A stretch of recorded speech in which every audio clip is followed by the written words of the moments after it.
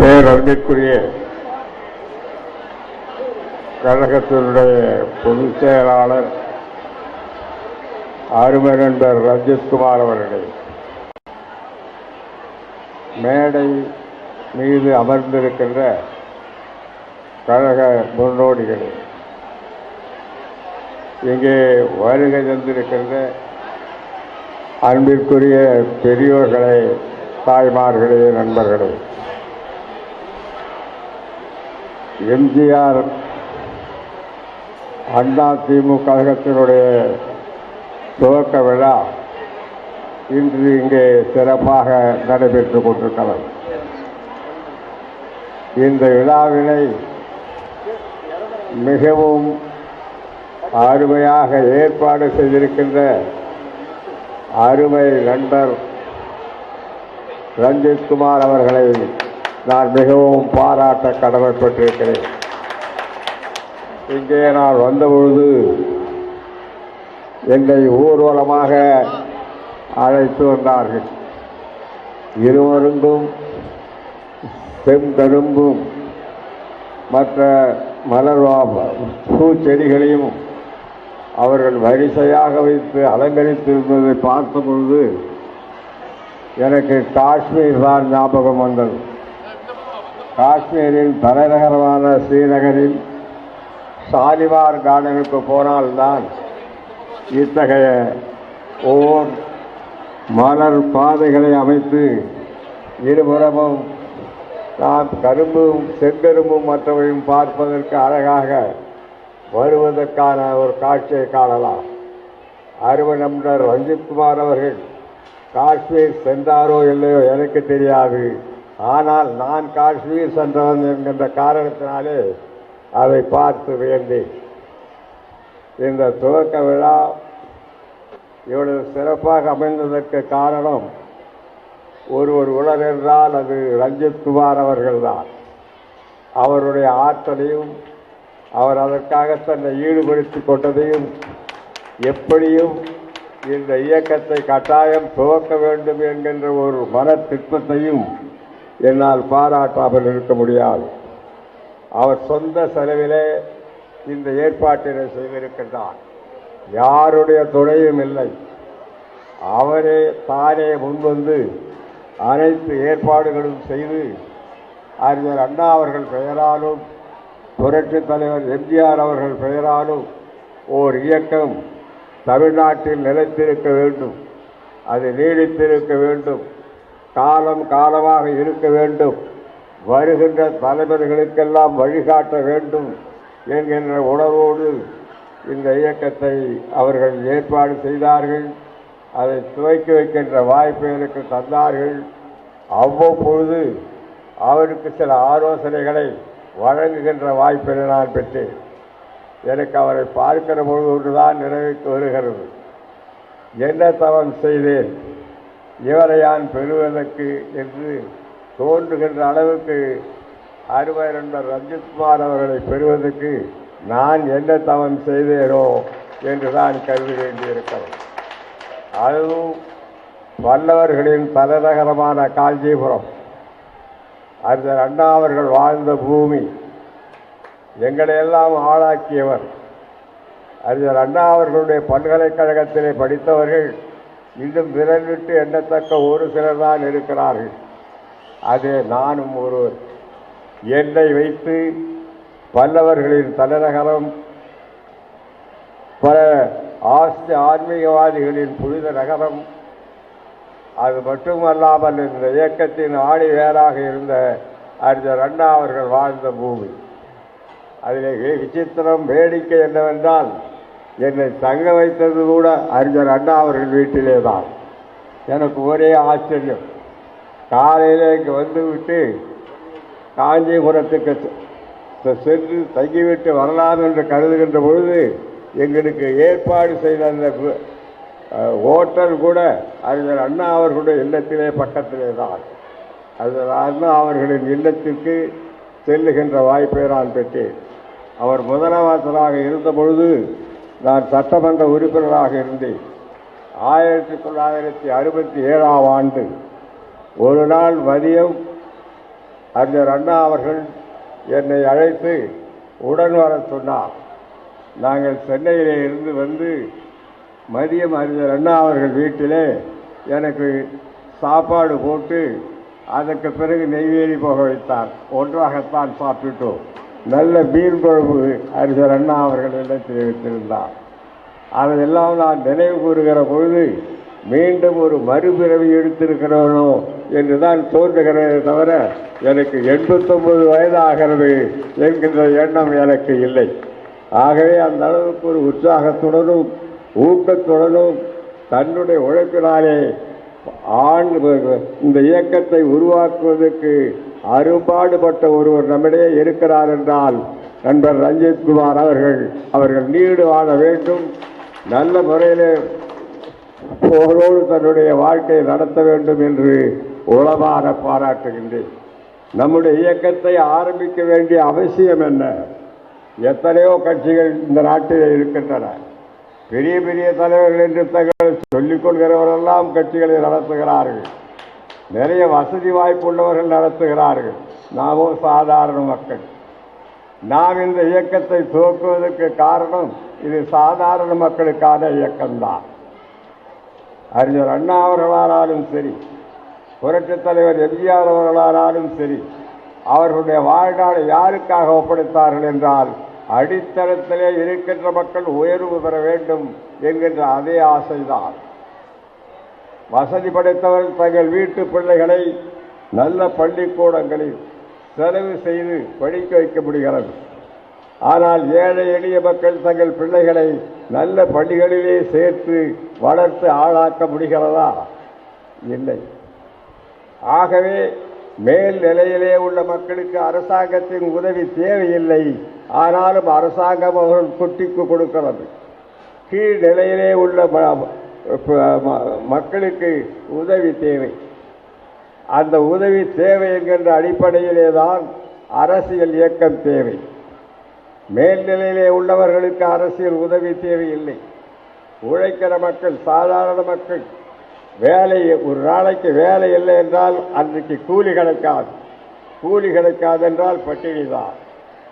அந்த நிலையிலே உள்ள மக்களை பற்றி கவலைப்படுவதற்கு இந்த அரசியல் கட்சி நிச்சயமாக பயன்படும்.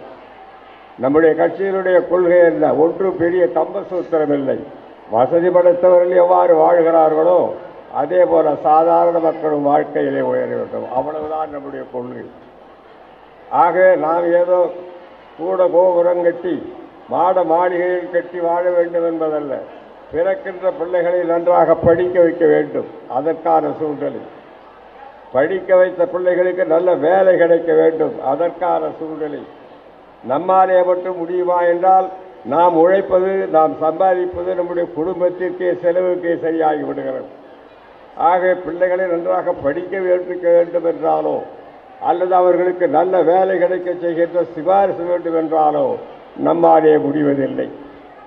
பெரும்பணக்காரர்கள் பல தலைமுறையாக தங்களை ஆளாக்கி கொண்டு வருகிறார்கள். ஆனால் ஏழை எளிய மக்கள் ஒரு சாதாரண பள்ளிக்கூடத்திலே படிக்க வைக்க முடிகிறது. அப்படி சாதாரண பள்ளிக்கூடத்திலே படிக்கின்றவர் கூட வாழ்க்கை நடத்த முடியவில்லை. மறுபடியும் அவன் கூலி வேலைக்காரனாகத்தான் ஆகலாம். கோடீஸ்வரர்கள் மேலும் மேலும் கோடீஸ்வரர்களாக ஆகிறார்கள். ஆனால் கூலி வேலை செய்கிறவர்கள் எத்தனை தலைவர்களானாலும் அதே நிலையிலே இருக்கின்றார்கள். அமெரிக்காவிலே ஒரு கணக்கெடுத்தார்கள். மேல்நிலையிலே உள்ள ஒரு மாணவரை, உதாரணத்துக்கு ஒரு செல்வந்தர் வீட்டுக்கு ஒரு பையனை படிக்க வைப்பதற்கு ₹1 செலவு செய்ய வேண்டும் என்றால் அதே நிலையிலே சாதாரண ஏழை எளிய பின்தங்கிய அல்லது கூலிக்கு வேலை செய்கிற பிள்ளையை படிக்க வைக்க வேண்டுமானால் ₹9 அரசாங்கம் செலவு செய்ய வேண்டுமா? அப்பொழுதுதான் சமம் வரும், சமத்துவம் வரும், சமநிலை வரும். மேல்நிலை கீழ்நிலை என்ற நிலை மாறி சமநிலை வரும். அதை செய்வதற்கு பல தடைகளை உண்டு. உதாரணத்துக்கு சென்னையிலே மாநகரிலே இருக்கிறார்கள் என்றால் அவர்கள் பிள்ளைகளை படிப்பதற்கு ஆங்கில கல்வி பள்ளிகள் இருக்கின்றன. ஆனால் அதே ஒரு குக்கிராமத்திலே இருக்கிற பையனை படிக்க வைக்கும் என்றால் அங்கு பள்ளிக்கூடமே இருக்காது. பக்கத்திலே இருக்கிற பள்ளிக்கூடம் இருக்கிற ஊருக்கு அவன் சென்று வர வேண்டும். அது ஒழுங்காக படிப்பு அங்கே ஆசிரியர்கள் சொல்லிக் கொடுக்கின்ற அளவுக்கு இருக்கின்றார்களா என்றால் அதுவும் பல பள்ளிக்கூடங்களிலே கிடையாது. மேலை நாடுகளிலே ஆசிரியராக போடுபவர்கள் மிக கெட்டிக்காரர்களைத்தான் போடுகிறார்கள். ஒரு 40 பேர் 50 பேர் பரீட்சை எழுதுகிறார்கள் என்று வைத்துக் கொள்ளுங்கள். அதில் முதல் தரமாக உள்ள 10 பேரைத்தான் ஆசிரியர்களாக நியமிக்கிறார்கள். ஆனால் நம்மூரிலே அப்படி இல்லை. சாதாரண நிலையிலே இருக்கிறவன் படித்து முன்னேறுவதற்கு மிக மிக கடினம். நானே அப்படி கஷ்டப்பட்டவன் தான். ஆனால் படிப்பே வராதா என்றால் நமக்கு நன்றாக படிப்பு வரும். நானே ஒரு குக்கிராமத்திலே பிறந்து 2-3 மைல் நடந்து சென்று ஒரு ரயில் நிலையத்தில் இருந்த ட்ரெயின் ஏறி 9 மைல் அந்த ட்ரெயின் போய் அதுக்கப்புறம் கடலூரிலே ஒரு உயர்நிலை பள்ளியிலே படித்தேன். சின்ன பையனாக இருக்கிறவர்கள் அதே உயர்நிலை பள்ளியில் முதல் மாணவனாக வந்தேன். அதற்கு பிறகு படிப்படியான கல்லூரி பல்கலைக்கழகங்களிலும் முதல் மாணவனாக வந்தேன். என்னுடைய தகப்பனார் என்னுடைய சர்டிஃபிகேட்டில் கையெழுத்து போடுவதற்கு கிட்டத்தட்ட 1 மணி நேரம் ஆகும். ஒவ்வொரு எழுத்தாக எழுதுவார். படித்ததே இல்லை. அவருக்கு நான் முதல் தலைமுறை. முடியுமா என்றால் முடியும். ஏன் முடியவில்லை என்றால் நமக்கு வாய்ப்புகள் குறையும். நல்ல வேளையாக எனக்கு நல்ல ஆசிரியர்கள் கிடைத்தார்கள், நல்ல பள்ளிகள் கிடைத்தன, நல்ல சூழ்நிலை இருந்தது. ஒரு வழியாக படித்து வந்தேன். இந்த நிலைமை எல்லோருக்கும் கிடைக்கவா என்றால் கிடைக்காது. இன்றைக்கு பட்டியலின மக்கள் டாக்டர் அம்பேத்கரை பெருவாரியாக பாராட்டுகின்றார்கள். ஆனால் அவருக்கு உண்மை என்ன தெரியுமா? அவர் பட்டியலினத்திலே பிறந்தார். அவரை வளர்த்தது ஒரு ஐயங்கார். அவரை வளர்த்து படிக்க வைத்த காரணத்தினாலே தான் அவர் முன்னுக்கு வர முடிந்தது. அந்த ஐயங்கார் பெயர் தான் அம்பேத்கர். அம்பேத்கர் என்பது அவர் பெயர் அல்ல, அவர் பெயர் பீமராவ். பீமராவ் என்ற ஒரு மாணவர் அவரை படிக்க வைத்தது ஐயங்காரான அம்பேத்கர். அவர்தான் இன்றைக்கு பட்டியலின மக்களுக்கு இந்தியா முழுவதும் எடுத்துக்காட்டாக இருக்கிறார் என்றால் வாய்ப்பு அவருக்கு கொடுக்கப்பட்டது. அதேபோல ராமேஸ்வரத்திலே பிறந்த டாக்டர் அப்துல் கலாம், அவர் ஒரு இஸ்லாமிய குடும்பத்தில் மீன் பிடிக்கிற குடும்பத்திலே பிறந்தவர். அவர் படித்து முன்னுக்கு வந்து அவர் இந்த ஏவுகணைகளையே கண்டுபிடிக்கக்கூடிய ஒரு விஞ்ஞானியாக வந்தார். ஏன் இதை சொல்லுகிறேன் என்றால், ஒரு பட்டியலின இடத்திலே பிறந்த ஒருவர் மிகப்பெரிய அரசியல் சட்ட நிபுணராக வர முடிந்தது. அதே போல ஒரு மீனவர் குடும்பத்திலே பிறந்த இஸ்லாமியரான அப்துல் கலாம் அவர்கள் ஒரு மிகப்பெரிய பொறியாளராக விஞ்ஞானியாக வர முடிந்தது. ஆனால் இது பழைய சமுதாய வாழ்க்கையிலே முடியுமா? ஏற்கனவே இருந்த முறை பிராமணர்கள் தான் படிக்க தகுந்தவர்கள், மற்றவர்கள் அல்ல. சத்திரியர்கள் போராட பிறந்தவர்கள், சண்டை தான் போடணும், அவங்க படிக்கணுங்கிற அவசியம் இல்லை. போர்க்களத்தில் போய் சாக போறவன் எதற்கு படிக்க வேண்டும்? ஆகவே அவர்களுக்கு சண்டை போட கற்றுக் கொடுத்தால் போதும். அதே போல வாணிகர்கள், செட்டியார்கள் அவர்களுக்கு கணக்கு வழக்கு வட்டிக்கடை நடத்தினால் போதும். ஆகவே உட்கார்ந்தே அவர்கள் காலத்தை ஓட்டியதனாலே வயிறு பெருத்ததே தவிர அவர்கள் வாழ்வு பெருக்கவில்லை. அதே போல கூலி வேலை செய்கிறவர்களுக்கு படிப்பதற்கு, ஏர் ஓட்டுபவனுக்கு படிப்பதற்கு, நீர் பாய்ச்சுகிறவனுக்கு படிப்பதற்கு. ஆகவே பழைய முறை எப்படி இருக்கிறது என்றால், அந்த முறையிலேயே தீர்மானித்தார்கள். இவன் பிராமணனாக பிறந்தால் படிக்கட்டும், இவன் சத்திரியனாக பிறந்தால் உடல் வலிமை பயன்படுத்தட்டும், இவன் வணிகனாக பிறந்தால் வியாபாரம் நடத்தட்டும், இவன் தாழ்த்தப்பட்ட குடியிலே பிறந்தால் அவன் கூலி வேலை செய்யட்டும்.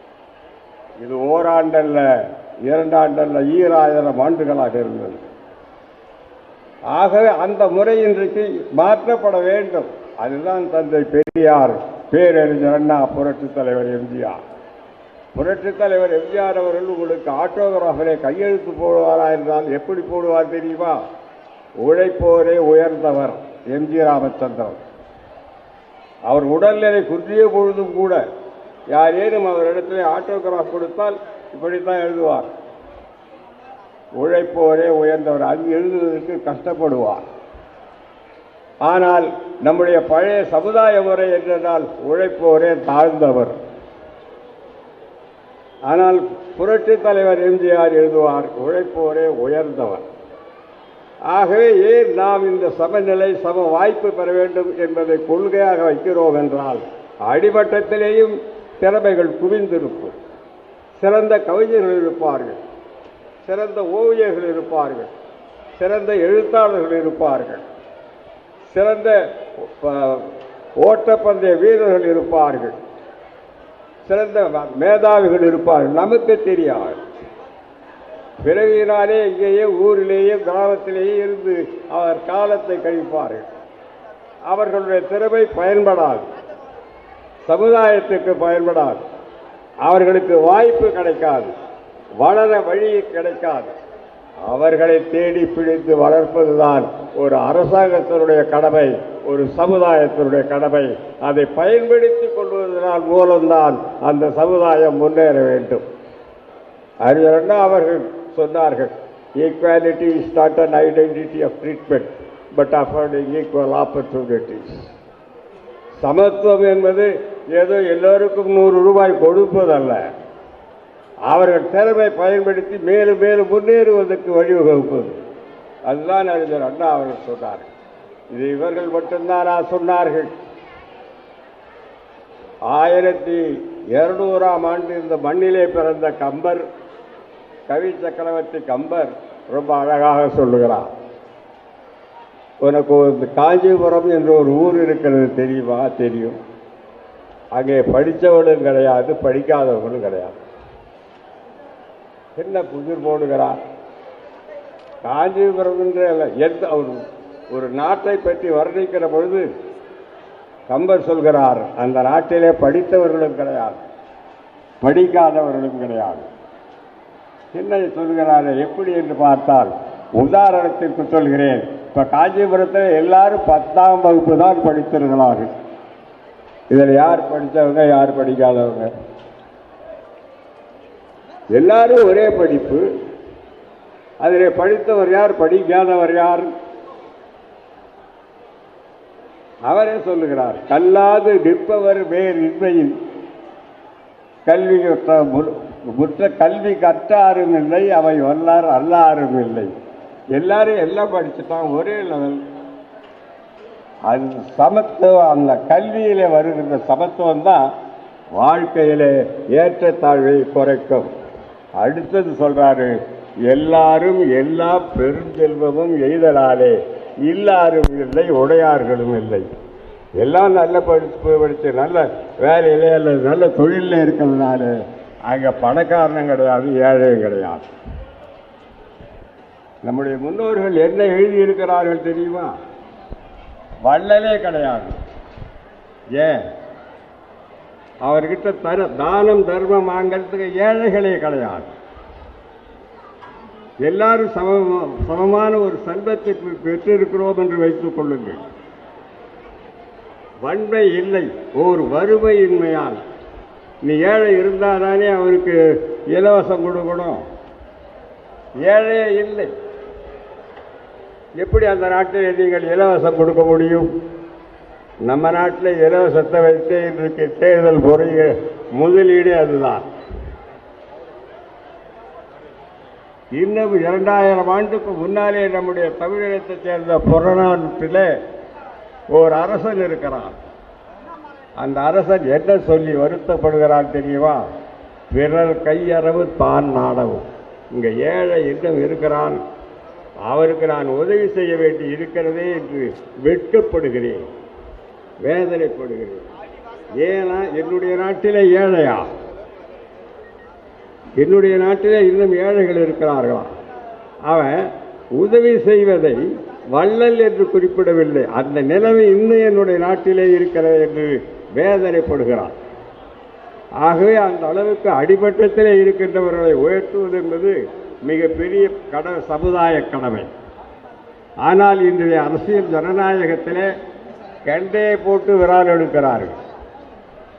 சட்டமன்ற தேர்தலானாலும் நாடாளுமன்ற தேர்தலானாலும் போகிற பிரதிநிதிகள் மேலே கோடீஸ்வரர்களாக ஆகிறார்களே, அவர்களை தேர்ந்தெடுத்த வாக்காளர்கள் என்ன நிலையில் இருக்கிறார்கள், அதையெல்லாம் மாற்ற வேண்டும். அதுதான் ஒரு அரசியல் இயக்கத்தினுடைய கொள்கை கோட்பாடாகும். அது அரசாங்கம் மட்டும்தான் செய்ய வேண்டுமா என்றால் இல்லை. திருவள்ளுவர் ரொம்ப அழகாக சொல்கிறார். இப்பொழுது ரஞ்சித்குமார் இடத்துல பணம் கொஞ்சம் மிஞ்சி போய்விட்டது, என்ன செய்வது? பேங்கில் போடலாமா அல்லது வட்டிக்கு விடலாமா தோன்றும். திருவள்ளுவர் சொல்றார், வட்டிக்க விடாத, பேங்க்லையும் போட வேணாம். எங்கே போடு? ஏழையினுடைய வயிற்றில் போடு. அதுதான் பேங்க். திருவள்ளுவர் என்ன சொல்லிக் கொடுக்கிறார்? பணம் உனக்கு மிஞ்சுதான், அது வைக்க வேண்டிய ஏழைகளுடைய வயிறு. அந்த மனம் வேண்டும். உண்மையிலே ரஞ்சித்குமாருக்கு அந்த மனம் ரொம்ப இருக்கு. நான் நினைச்சு பார்க்குறேன். சில பேர் பொட்டியில் தான் வைப்பான், எறும்பு பொட்டியில் வைப்பான், பேங்க்கில் வைப்பான், கள்ள கணக்கு எழுதுவோம், என்னென்னமோ செய்வான். ஆனால் மற்றவர்களுக்கு கொடுக்க வேண்டும் என்கின்ற எண்ணம் ரஞ்சித்குமார் அவர்களை போன்றவர்களுக்கு உண்டு. அற்றார் அழிவே ரொம்ப அழகாக சொல்றார். அற்றார் அழிபேசி தீர்த்தல் அது ஒருவன் பெற்றான் பொருள் வைப்புவாறு. ஒருவன் பொருளை பெற்று வச்சிருக்கிறது எங்கடா வைக்கிறதுன்னா ஏழைகளுடைய பசியை தீர், அங்கே போய் வை. யாரும் திருடிக்கிட்டு போக முடியாது, அதை யாரும் கடத்திக்கிட்டு போக முடியாது. ஆகவே இந்த அளவுக்கு ஒரு உயர்ந்த கொள்கை குறிக்கோளோடு வாழ்ந்த நாம் இன்றைய தினம் அந்த உணர்வுகள் கொஞ்சம் கூட இல்லாமல் ஒரு சமவாழ்வு சமுதாயத்தை, ஒரு சமவாய்ப்பு சமுதாயத்தை உருவாக்க வேண்டும் என்கின்ற நோக்கம் இல்லாமல் வாழ்ந்து கொண்டிருக்கின்றோம். ஆகவே இந்த மாற்றத்தை கொண்டு வர வேண்டும் என்பதுதான் அறிஞர் அண்ணா அவர்களுடைய அரசியல் வாழ்க்கை. அது தெரிந்தவர் நான் அரசாங்க உத்தியோகத்தில் இருக்கிறேன். மின்சார வாரியத்திலே மிகப்பெரிய இன்ஜினியராக இருக்கிறேன். 1959 66 வரையில் 7 ஆண்டுகள் இருக்கிறேன். எனக்கு அறிஞர் அண்ணா அவர்களிடம் 1956 இருந்து தொடர்பு. அறிஞர் அண்ணா அவர்கள் வேலையை விட்டுட்டு வாங்குறார் அரசியலுக்கு. நிலையான சம்பளம், நிரந்தரமான உத்தியோகம், அந்தஸ்து, அவ்வளோ விட்டுட்டு வந்து நான் எலெக்ஷனில் தோற்றுருந்தேன் என்ன ஆகிறது? 1966 தைரியமாக என்னை கூப்பிட்டார். எந்த தொகுதி என்று கேட்டார். பண்ருட்டி தொகுதி என்று. நெல்லு நான் பார்த்து கொள்ளுகிறேன். நமக்கு உன்னை போன்ற ஆட்கள் தேவை. அதனாலே தான் நான் அரசியலுக்கு வந்தேன். இல்லை என்றால் எங்கேயாவது சீஃப் இன்ஜினியராக ஆகி நான் ரிட்டையர் ஆகி நிம்மதியாக வீட்டில் இருந்திருப்பேன். அதே போல புரட்சித் தலைவர் எம்ஜிஆர் அழைத்தார் என்னை. எனக்கு போதும், நான் அறிஞர் அண்ணா அவர்களை நம்பி வந்தேன். 2 வருஷத்திலே அவர் இறந்து விட்டார் ஆட்சிக்கு வந்து. வேறு யாரையும் நான் நாடி போவதில்லை. என்னை விட்டு விடுங்கள், நான் தொழிலதிபராகிறேன் என்ற முடிவுக்கு வந்து விட்டேன். புரட்சி தலைவர் எம்ஜிஆர் 3 முறை என்னை அழைத்தார். அவர் என்னிடத்தில் என்ன சொன்னார் தெரியுமா?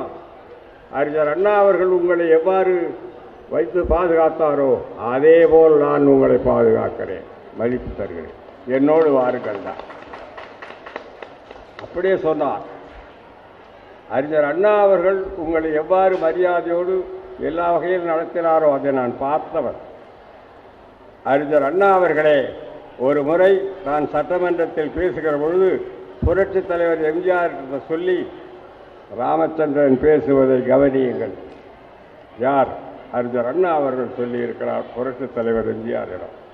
நான் அவரோடு சேருகிற பொழுது புரட்சித் தலைவர் எம்ஜிஆர் கிட்ட சொன்னார், அறிஞர் அண்ணாவே என்னிடத்தில் உங்களை பற்றி சொல்லியிருக்கிறார், நீங்கள் பேசுவதை நான் கவனிக்க வேண்டும் என்று. ஆகையினால் நான் உங்களை பற்றி அறிவேன், ஆகையினால் நீங்கள் என்னோடு வர வேண்டும் என்று கேட்டுக்கொண்டார். அவர் உயிரோடு இருக்கிற வரை அவருக்காக பாடுபட்ட நான். ஏன் இதையெல்லாம் குறிப்பிடுகிறேன்? அவர்கள் என்ன உணர்வோடு பொது வாழ்க்கைக்கு வந்தார்கள். இந்த சமுதாயம் மேலே வர வேண்டும் என்று எண்ணினார்கள். பிறர் கையை எதிர்பார்த்து ஒரு குடும்பம் இருக்கக்கூடாது. அவரவர்கள் தங்கள் சொந்த காலிலே நிற்க வேண்டும். அவரவருடைய வாழ்க்கையை அவரவர்களே நிர்ணயிக்க வேண்டும். அத்தகைய வாய்ப்புகள் ஒவ்வொருவருக்கும் கிடைக்க வேண்டும் என்கின்ற உணர்வை அவர்கள் நமக்கு ஊட்டினார்கள். ஆனால் அதை முழுதும் நிறைவேற்றுகின்ற அளவிலே இன்றைக்கு மாநில அரசு இருக்காது. தமிழ்நாடு அரசு இருக்கிறது என்றால் அது பேருக்குத்தான் அரசு. உண்மையான அரசு டெல்லியிலே இருக்கிற அரசு. ஒரு உதாரணம் மட்டும் உங்களுக்கு சொல்லுகிறேன். தமிழ்நாட்டில் 8 கோடி பேர் இருக்கிறோம். 8 கோடி பேரிலே சுமார் 5.25 கோடி பேர் வாக்காளர்கள். இப்போ தேர்தல் வருகிறது. 234 சட்டமன்ற உறுப்பினர்கள் நம் சார்பிலே போகிறார்கள். 234 சட்டமன்ற உறுப்பினர்கள் உள்ள ஒரு சட்டசபை 8 கோடி மக்களினுடைய பிரதிநிதியாக இருக்கக்கூடியவர்கள். அவர்கள் ஒரு சட்டம் போடுகிறார்கள். 234 பேர் சட்டம் போட்டால் கூட அது சட்டம் ஆகாது. அது எப்பொழுது சட்டமாகும்? ஒரு ஓய்வு பெற்ற போலீஸ் அதிகாரி கையெழுத்து போட்டால் தான் சட்டமாகும். அவர் ஒரு வார்டிலேயாவது தமிழ்நாட்டில் ஜெயிக்க முடியுமா என்றால் கேள்விக்குறிதான். அவர் யார் என்றால் அவர்தான் கவர்னர், ஆளுநர். ஆளுநர் கையெழுத்து போட்டால்தான் சட்டமாகும். நீங்க 234 பேர் சேர்ந்து தீர்மானம் நிறைவேற்றினாலும் சட்டமாகாது. சரி, அந்த ஆளுநர் தமிழ்நாட்டு மக்களால் தேர்ந்தெடுக்கப்பட்டவரா என்றால் இல்லை. அவர் பீகாரை சேர்ந்த ஒரு போலீஸ் அதிகாரி. அந்த போலீஸ் அதிகாரி ஓய்வு பெற்ற போலீஸ் அதிகாரி. தமிழ்நாட்டிலே ஒரு வார்டிலேயாவது ஜெயிக்க முடியுமா என்றால் ஜெயிக்க முடியாது. அவர் கையெழுத்து போட்டால்தான் சட்டமாகும் என்றால் உன்னிடம் இருப்பது அரசு உரிமையா? உண்மையான ஆளுநர் யார்? கவர்னர். நாம் தேர்ந்தெடுப்பது யாரை? அவருக்கு மந்திரிகள். ராஜா யார்? பீகாரை சேர்ந்த முன்னாள் போலீஸ் அதிகாரி. அவருக்கு மந்திரிகளைத்தான் தேர்ந்தெடுக்கிறோமே தவிர நமக்கு அரசு உரிமை இல்லை.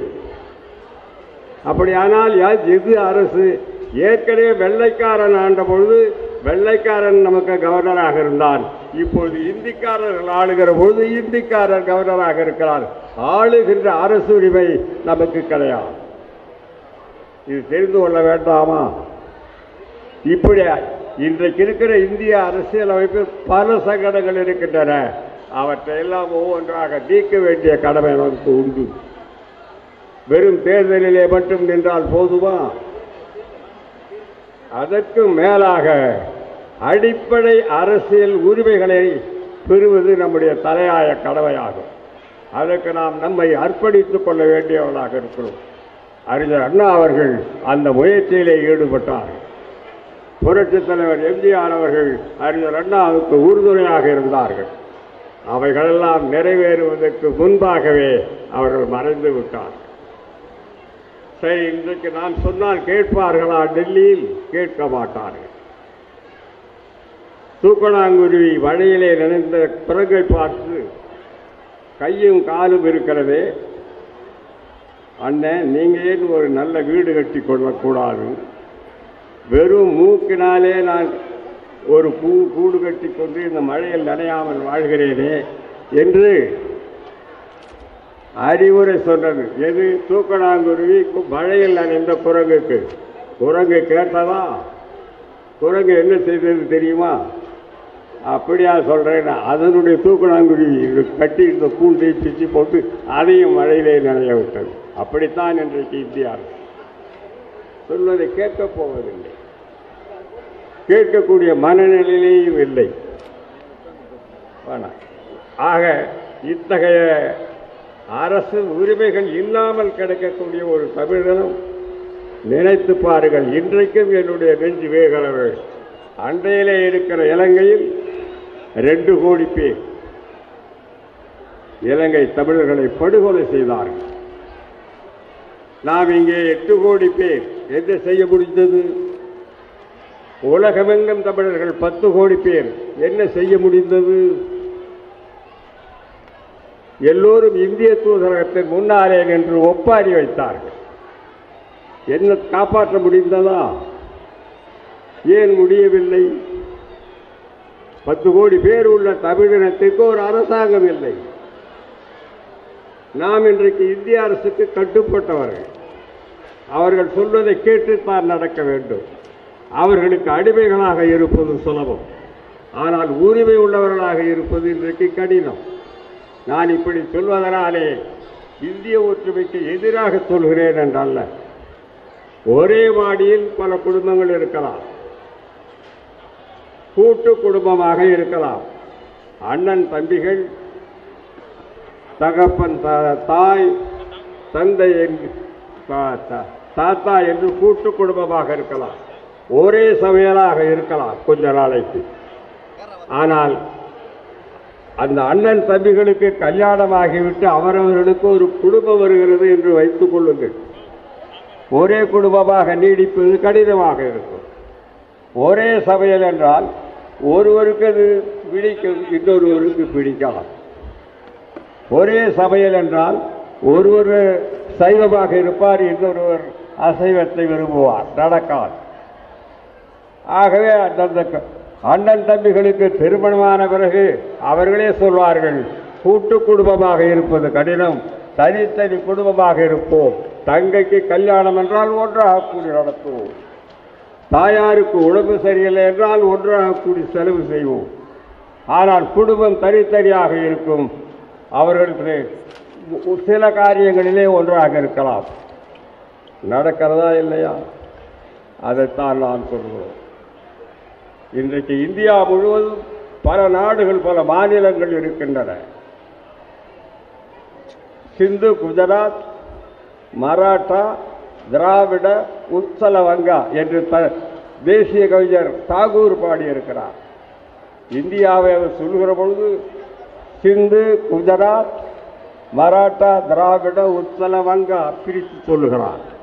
அதுக்கு என்ன பொருள்? அவரவர்கள் தனித்தனி குடும்பங்களாக இருங்கள். புது பிரச்சனைகள் வருகிற பொழுது உதாரணமாக பாதுகாப்பு, உதாரணமாக ஒரே வியாபாரம், தொடர்பு, அதிலே நாம் ஒன்று கூடுவோம். ஆனால் அவரவர்கள் குடும்பத்தை தனித்தனியாக நடத்துவது என்ற தவறு. இன்றைக்கு முதலமைச்சராக ஸ்டாலின் இருக்கிறார். இந்த போலீஸுக்கு ஒரு தலைமை அதிகாரி அவர்களால் நியமிக்க முடிகிறதா? ஒரு டிஜிபி இன்னும் நியமிக்க முடியவில்லையே. என்ன அதிகாரம்? ஒரு போலீஸ் தலைமை அதிகாரியை போட முடியவில்லை. இன்னும் சுப்ரீம் கோர்ட்டிலே கேஸ் நடக்கிறது. அதற்கு கூட டெல்லி போட வேண்டும். அதனால் தான் அறிஞர் அண்ணா அந்த காலத்திலே சொன்னார், டெல்லியோடு ஒட்டி கொண்டிருப்பதில் என்ன லாபம், வெட்டி கொண்டால் என்ன நஷ்டம் கேட்டார். ஒட்டி கொண்டிருப்பதில் என்ன லாபம்? இன்றைக்கு அவர் நடிகர் நம்முடைய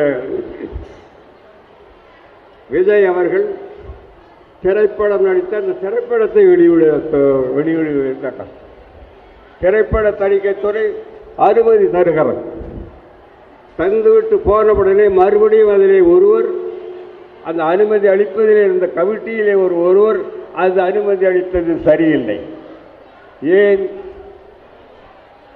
டெல்லி அரசாங்கத்தினுடைய தலையில் அவர்களுடனே கோர்ட்டுக்கு போகிறார்கள், நீதிமன்றத்துக்கு. நீதிபதிகளை யார் நியமிக்கின்றார்? தலைமை நீதிபதி டெல்லி நியமிக்கிறார். அவர்கள் சொல்வதைத்தானே கேட்பார்கள். இன்னும் வெளியாகவில்லை. எத்தனை கோடி ரூபாய் போட்டு ஒரு வியாபாரத்திலே கூட அவர்கள் தலையிடுகிறார் என்றால் என்ன அர்த்தம்? நமக்கு சூடு சோரணை இல்லை என்று அர்த்தம். அதனாலே தான் அறிஞர் அண்ணா சொன்னார், டெல்லியோடு ஒட்டி கொண்டிருப்பதால் என்ன லாபம், வெட்டி கொண்டால் என்ன நஷ்டம். அவர் கணக்கு தீர்க்க சொன்னார். ஆனால் எம்ஜிஆர் அண்ணா திமுக கழகம் கணக்கு பார்க்க சொல்லுகிறது. நாம் கணக்கை தீர்க்கின்ற அளவுக்கு நமக்கு அறிவாற்றல், அந்த தைரியம் நமக்கு இல்லை அறிஞர் அண்ணாவை போல். ஆனாலும் அவர் அடிவந்தவர்கள் என்ற காரணத்தினாலே கணக்கு பார்க்கின்ற நேரம் வந்துவிட்டது என்பதை நான் எடுத்துச் சொல்ல கடமைப்பட்டிருக்கின்றேன். ஆக இந்த சூழ்நிலையில் மக்கள் படுகின்ற பல்வேறு அல்லல்களையும், அவர்களுக்கு ஏற்பட்டிருக்கின்ற சங்கடங்களையும், அவர்களுக்கு பிற சக்திகளால் ஏற்பட்டிருக்கிற துன்பங்களையும் போக்குகின்ற வகையிலே தான் நம்முடைய அரசியல் இருக்கும். ஒரு முற்போக்கு அரசியலாக, மக்களை வாழ வைக்கின்ற அரசியலாக சாதாரண மக்களும் உயர்வு பெறுகின்ற அரசியலாக, வருங்காலத்தில் சரித்திரம் படைக்கிற அரசியலாக நிச்சயம் எம்ஜிஆர் அண்ணா திமுக கழகம் மிளிரும் என்று சொல்லி உரை முடித்து விடைபெறுகிறேன். வணக்கம், நன்றி.